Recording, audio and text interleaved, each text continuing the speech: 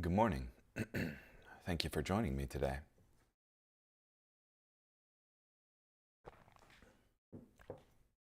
This morning we'll be in Leviticus chapter 16, verse 29 through chapter 18, verse 30.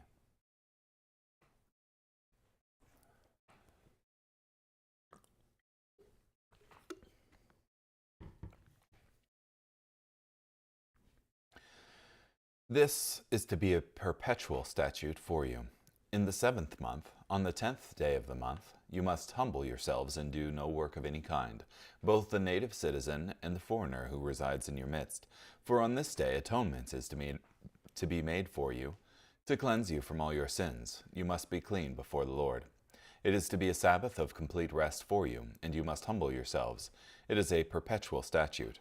The priest who is anointed and ordained to act as high priest in place of his father is to make atonement. He is to put on the linen garments, the holy garments, and he is to purify the most holy place. He is to purify the meeting tent and the altar, and he is to make atonement for the priests and for all the people of the assembly. This is to be a perpetual statute for you, to make atonement for the Israelites for all their sins once a year. So he did just as the Lord commanded Moses. The Lord spoke to Moses, "Speak to Aaron, his sons, and all the Israelites, and tell them, this is the word the Lord has commanded. Blood guilt will be accounted to any man from the house of Israel who slaughters an ox or a lamb or a goat inside the camp or outside the camp, but has not brought it to the entrance of the meeting tent, to present it as an offering to the Lord before the tabernacle of the Lord. He has shed blood, so that man will be cut off from the midst of his people. This is so that the Israelites will bring their sacrifices that they are sacrificing in the open field to the Lord at the entrance of the meeting tent to the priest and sacrifice them there as peace offering sacrifices to the Lord. The priest is to splash the blood on the altar of the Lord at the entrance of the meeting tent and offer the fat up in smoke for a soothing aroma to the Lord. So they must no longer offer their sacrifices to the goat demons, acting like prostitutes by going after them. This is to be a perpetual statute for them throughout their generations. You are to say to them, any man from the house of Israel or from the foreigners who reside in their midst, who offers a burnt offering or a sacrifice, but does not bring it to the entrance of the meeting tent, to offer it to the Lord, that person will be cut off from his people. Any man from the house of Israel or from the foreigners who reside in their midst, who eats any blood, I will set my face against that person who eats the blood, and I will cut him off from the midst of his people. For the life of every living thing is in the blood. So I myself have assigned it to you on the altar, to make atonement for your lives. For the blood makes atonement by means of the life. Therefore, I have said to the Israelites, no person among you is to eat blood, and no resident foreigner who lives among you is to eat blood. Any man from the Israelites or from the foreigners who reside in their midst, who hunts a wild animal or a bird that may be eaten, must pour out its blood and cover it with soil. For the life of all flesh is in its blood. So I have said to the Israelites, you must not eat the blood of any living thing, because the life of every living thing is in its blood. All who eat it will be cut off. Any person who eats an animal that has died of natural causes, or an animal torn by beasts, whether a native citizen or a foreigner, must wash his clothes, bathe in water, and be unclean until evening. Then he becomes clean. But if he does not wash his clothes and does not bathe his body, he will bear his punishment for iniquity. The Lord spoke to Moses, "Speak to the Israelites and tell them, I am the Lord your God. You must not do as they do in the land of Egypt where you have been living. And you must not do as they do in the land of Canaan, into which I am about to bring you. You must not walk in their statutes. You must observe my regulations, and you must be sure to walk in my statutes. I am the Lord your God. So you must keep my statutes and my regulations. Anyone who does so will live by keeping them. I am the Lord. No man is to approach any close relative to have sexual intercourse with her. I am the Lord. You must not expose your father's nakedness by having sexual intercourse with your mother. She is your mother. You must not have sexual intercourse with her. You must not have sexual intercourse with your father's wife. She is your father's nakedness. You must not have sexual intercourse with your sister, whether she is your father's daughter or your mother's daughter. Whether she is born in the same household or born outside it, you must not have sexual intercourse with either of them. You must not expose the nakedness of your son's daughter or your daughter's daughter by having sexual intercourse with them, because they are your own nakedness. You must not have sexual intercourse with the daughter of your father's wife, born of your father. She is your sister. You must not have intercourse with her. You must not have sexual intercourse with your father's sister. She is your father's flesh. You must not have sexual intercourse with your mother's sister, because she is your mother's flesh. You must not expose the nakedness of your father's brother.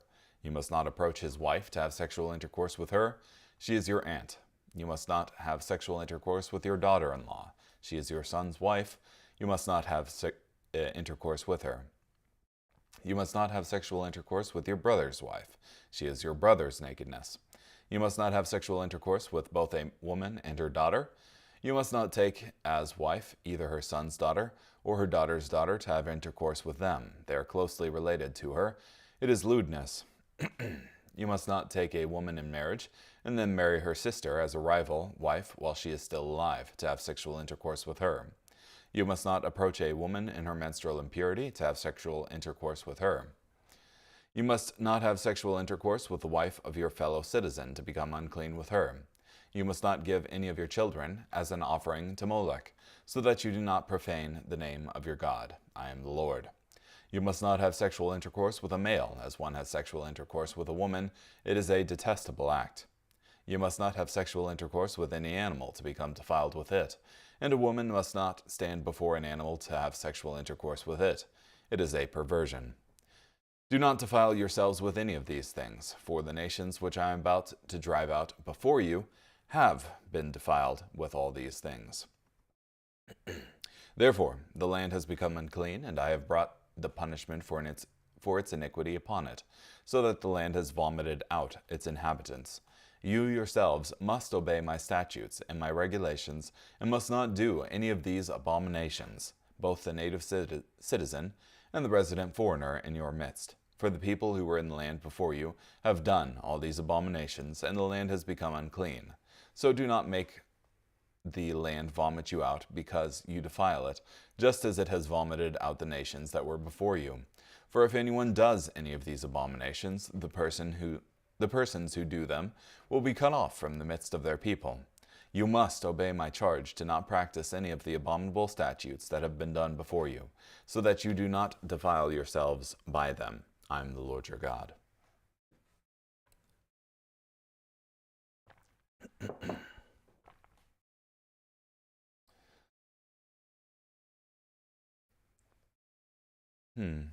Yeah, so you have the Day of Atonement starting off here, which is to be a perpetual statute for the Israelites, that they, that on this Day of Atonement, the priest, who is high priest, is to purify the meeting tent and the altar. He's to make atonement for the priests and for all the people of the assembly. And yeah, so, and he's going to come into the Holy of Holies. And I guess I forget exactly what they do there, but that was part of the observation of the Day of Atonement.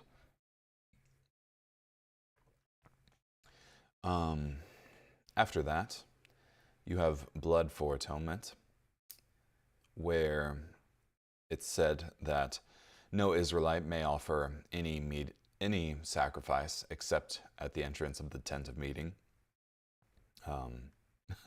So they must no longer offer their sacrifices to the goat demons, which is interesting. So this law applied equally to the Israelite and to the resident foreigner. And it was interesting in Leviticus 17:11. It says, "So I myself have assigned it to you on the altar to make atonement for your lives, for the blood makes atonement by means of the life." That is, the blood represents the life of any living thing in it. And this is the thing that is making atonement for the Israelites. It's life.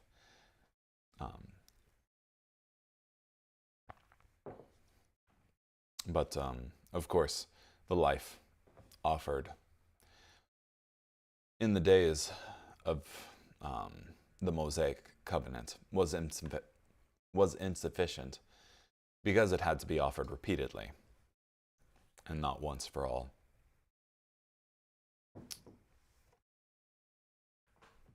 And then you have the laws on immoral relations, which goes through a bunch of different relations, sexual relations that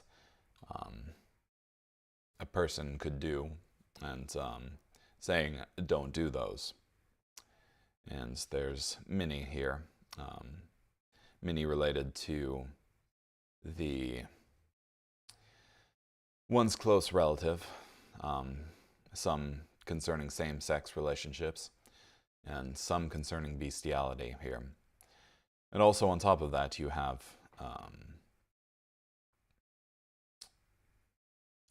sacrifices to Molech here in the middle of it as well. So, let's see what Guzik has to say.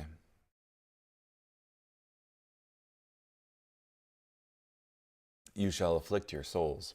In contrast to other national days of gathering, the Day of Atonement was a day to afflict your souls. That is, it was a day of fasting and rest, a Sabbath of solemn rest. God wanted them to afflict themselves, to show the humility and repentance appropriate for those who need forgiveness. It was also an identification with the sacrifice for sin. Afflicting the soul brought the Israelite into sympathy with the afflicted sacrificial victim, even as the believer identifies with Jesus Christ on the cross. Modern Jews who do observe the Day of Atonement, Yom Kippur, typically fast for that day.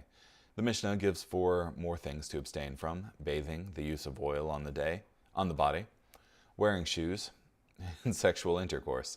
Even if a Jewish person today were to observe all those things on Yom Kippur, they still have no sacrifice for sins. Some Jewish people consider their own sacrifice to be a suitable substitute. Today, some sacrifice a rooster for every male in the family and a hen for every female on the Day of Atonement, a vague shadow of obedience to Leviticus 16. Some Jewish people consider charity a suitable substitute for sacrifice. The word charity in modern Hebrew is the same as the word for righteousness. Some Jewish people consider sufferings a suitable substitute for sacrifice. Among the Jews of Eastern Europe, there used to be a custom to inflict 39 lashes upon themselves on the Day of Atonement. Some Jewish people consider good works, or the study of the law, as a suitable substitute for sacrifice. Yeah. But, I mean, in the Levitical Code, you have these sacrifices laid out, and then you have alternative sacrifices laid out if somebody is unable to have the means, essentially, to offer those sacrifices. It's just not prescribed anywhere, these other things that people are bringing up. It's like bringing... It's like at a certain store, you can offer money or coupons for that store to redeem something there. But if you bring coupons from another store or some bits of twig and string, they're not going to accept that because that's not what they set forward as valid payment. And so too, God has set forward valid payments.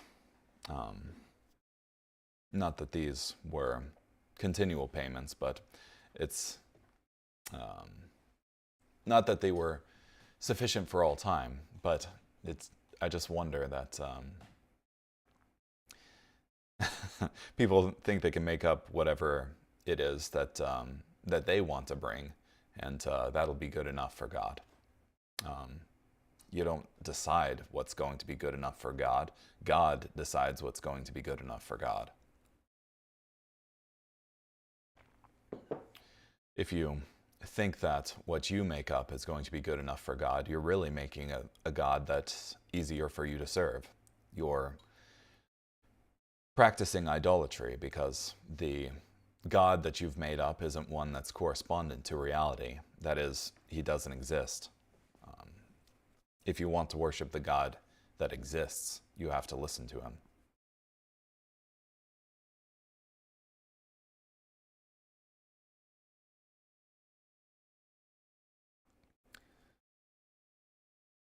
It is the Sabbath of solemn rest for you.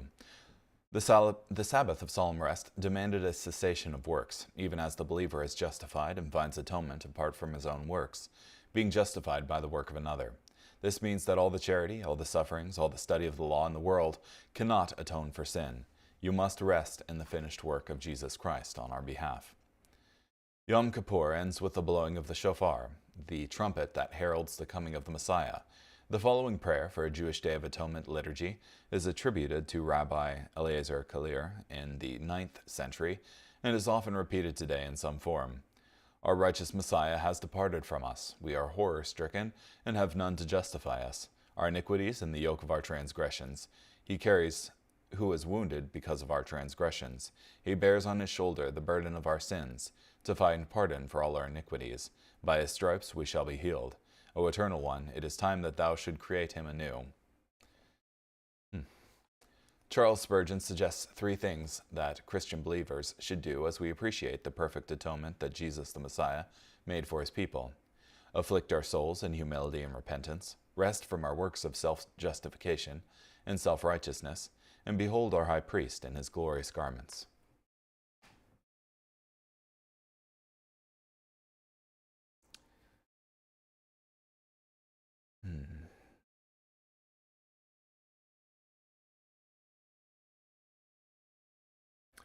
Anyone who kills an ox or a lamb or goat in the camp. This refers not to the mere slaughter of animals for meat, but specifically killing for the sake of sacrifice.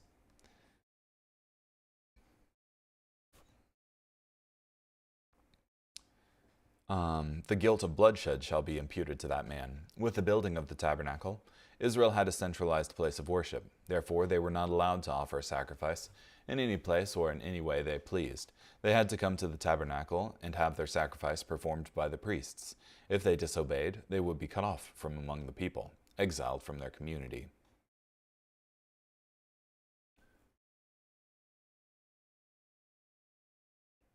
They shall no more offer their sacrifices to demons. When one came to the tabernacle of meeting, and God's appointed priests, it was to offer the sacrifice to the Lord, Yahweh, the covenant God of Israel. They were to stop their sacrifices to demons and bring their sacrifice to Yahweh only, at the tabernacle of Yahweh, performed by the priest of Yahweh. The same word here translated demons is also translated wild goats. The word can be literally understood as hairy ones, referring to male goats.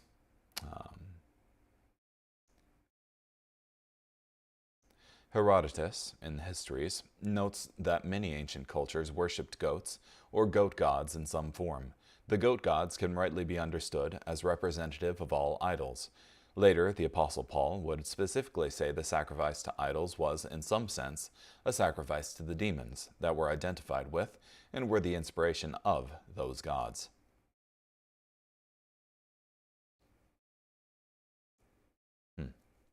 After whom they have played the harlot. The idea was that Israel was the covenant wife of Yahweh. When Israel worshipped, honored, and sacrificed to idols, it was like committing adultery or even prostitution with those gods and the demons they represented. Yeah, and the book of Hosea is rife with that imagery.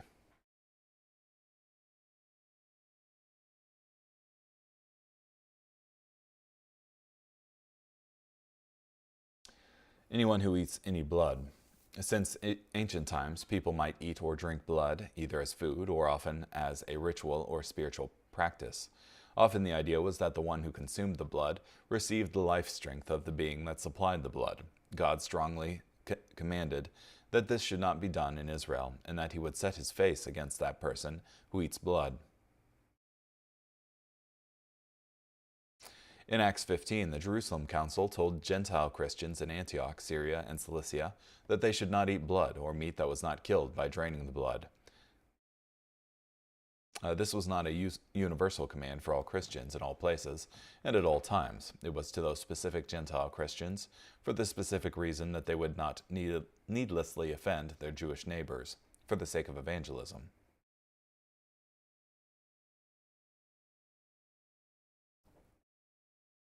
Because, the life of the flesh is in the blood. Because the life of a creature is in the blood, blood makes atonement for one's life. One life is sacrificed for another. The shedding of substitutionary blood on the altar makes atonement, since the blood of the innocent victim was given for the life of the one who has sinned.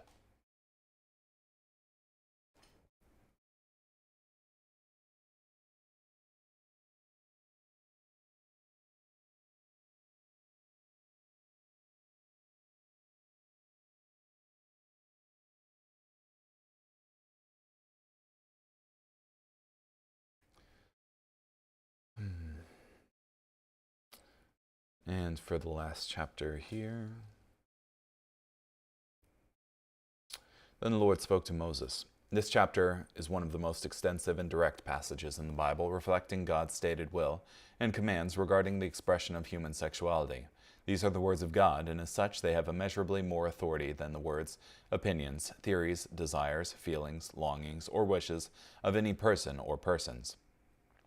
We know that as a whole, Christians are not under the law. While obedience to God's law is not the basis of our right standing before Him, the principles of law remain useful. One important use of the law is to be something of a guardrail for humanity, showing us the heart and desire of God for humanity in general, and His people in particular. This chapter stands in the midst of commands that were uniquely directed to Israel, the only kingdom that specifically recognized Yahweh as their king and covenant God.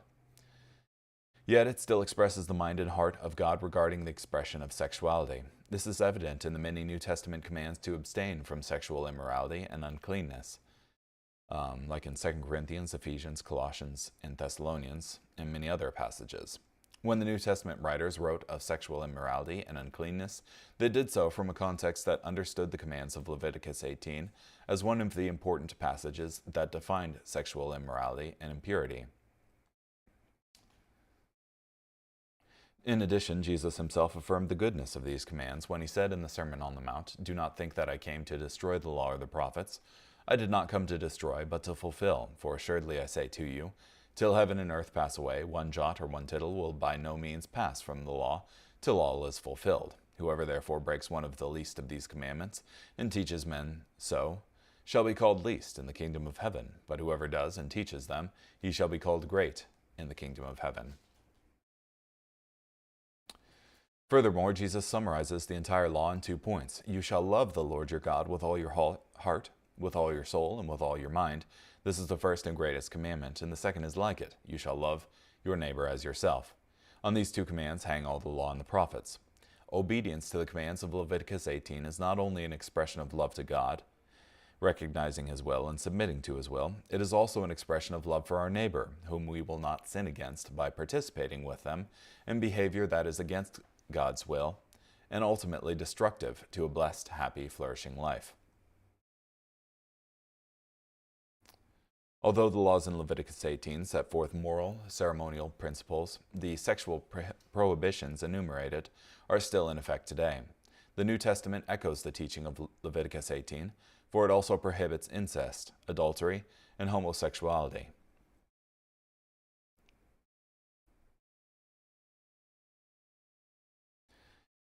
I am the Lord your God. According to the doings of the lands of Egypt where you dwelt, you shall not do. Before God gave a single command in this area, He first established a foundation for the whole matter.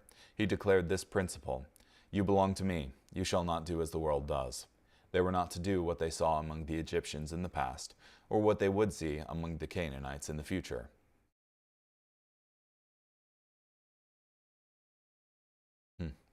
The Persians, for example, encouraged marital unions with mothers, daughters, and sisters, on the ground that such relationships had special merit in the eyes of the gods.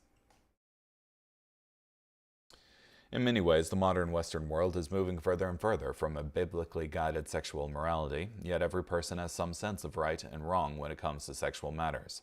In our modern culture, it often appears that the strongest idea shaping the sense of right and wrong is, if it feels good, then it is right for me. this twisted sense of sexual right and wrong has done tremendous damage in our culture, as it has throughout all history. It is important that Christians live according to God's sense of right and wrong when it comes to sexual matters, and not do according to the doings of the surrounding culture.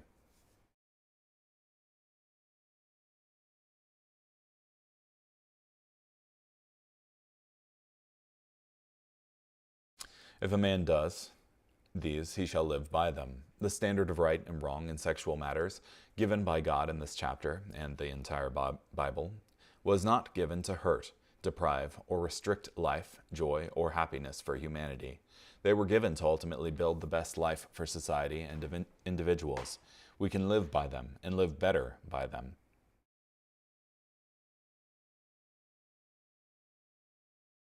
The sickness and disease associated with sexual immorality is only one obvious way that disobedience to God's wisdom takes away from life and does not add to it.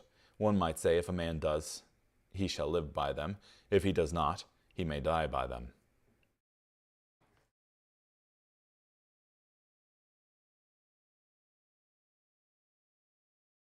None of you shall approach anyone who is near of kin to him. The first section of this chapter, defining sexual sins, prohibits sin among close relatives, those near of kin. This is known as incest, and the specifically prohibited relationships will be described in the following verses.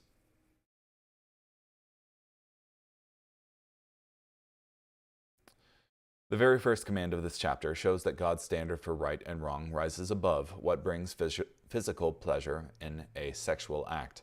Speaking from a purely physical perspective, the physical pleasure from a sexual act with someone near of kin is not any different than the pleasure received from a sexual act with someone else. But God never intended that the pursuit of physical pleasure be the highest purpose and good of the sexual act. God intended it to mean more, to be an important part of what binds together a husband and a wife in a one-flesh relationship.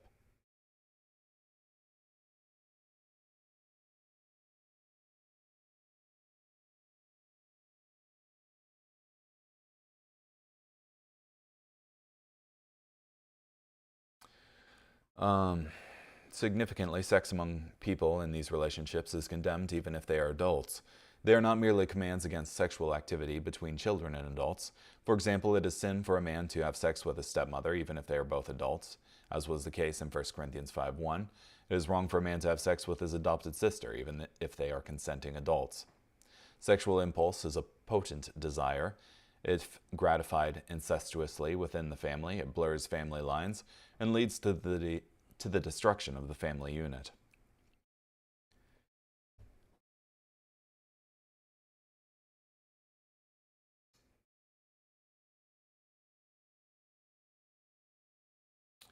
It is your brother's nakedness. This principle is related here. There is an important sense in which the nakedness of an individual belongs to their spouse and no one else.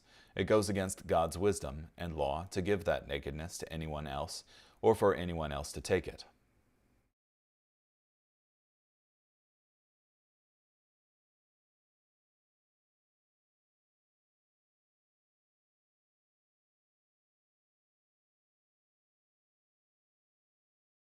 You shall not lie carnally with your neighbor's wife.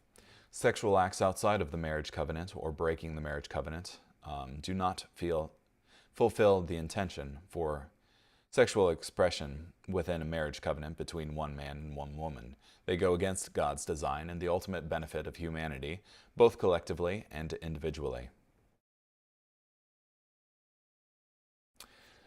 You shall not let any of your descendants pass through the fire to Molech. The horrific worship of the pagan idol Moloch began by heating a metal statue representing the god until it was red hot. Then a living infant was placed on the outstretched hands of the statue while beating drums drowned out the screams of the child until it burned to death. No wonder that the Bible identifies Moloch with the demonic. They even sacrificed their sons and their daughters to demons. God pronounced the death sentence against all who worshipped Moloch. Sometimes they worshiped that pagan idol by actually sacrificing their children in the fire, from Jeremiah 7:31. Despite this strong and clear command, even a man as great as Solomon at least sanctioned the worship of Moloch and built a temple to this idol. One of the great crimes of the northern tribes of Israel was their worship of Moloch, leading to the Assyrian captivity. King Manasseh of Judah gave his son to Moloch.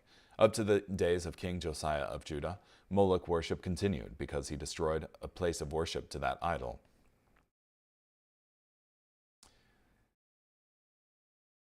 Noting that the context deals with sexual activity, many scholars have advocated a position reflected in Jewish tradition that what is involved here is Jewish parents offering their children to Moloch to grow up as temple prostitutes.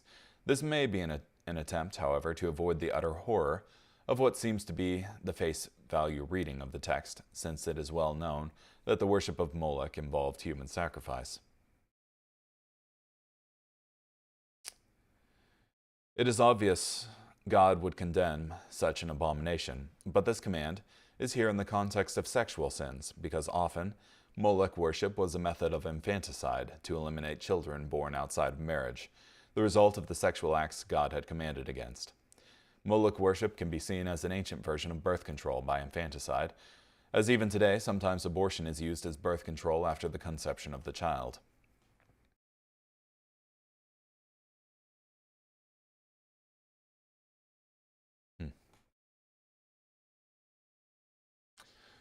You shall not lie with a male as with a woman. This is a simple and clear command against same-sex sexual acts. God's intention for sexual expression is within a marriage covenant between one man and one woman. Sexual acts between those of the same sex do not fulfill this intention. They go against God's design and the ultimate benefit of humanity, both collectively and individually. This command, and similar commands throughout the scriptures, such as in Romans 1:24 through 32, are controversial and even considered offensive to many in modern Western culture. Nevertheless, it is important to clearly understand and state what the Bible teaches on these matters, because it is part of God's design and intention for humanity's ultimate good.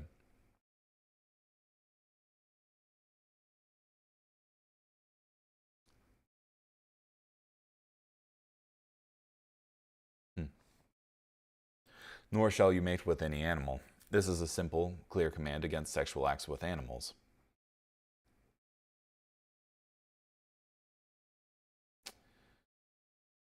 Do not defile yourselves, for the land is defiled. And if Israel practiced the same sins to the same degree, they could also expect to be cast out of the land. In nations that celebrate and promote similar sins today, we should expect that the judgment of God would eventually come and the land will vomit out its inhabitants. An important warning to any culture today that practices such things. Anywho, thank you so much for joining me today. Hope you have a great day.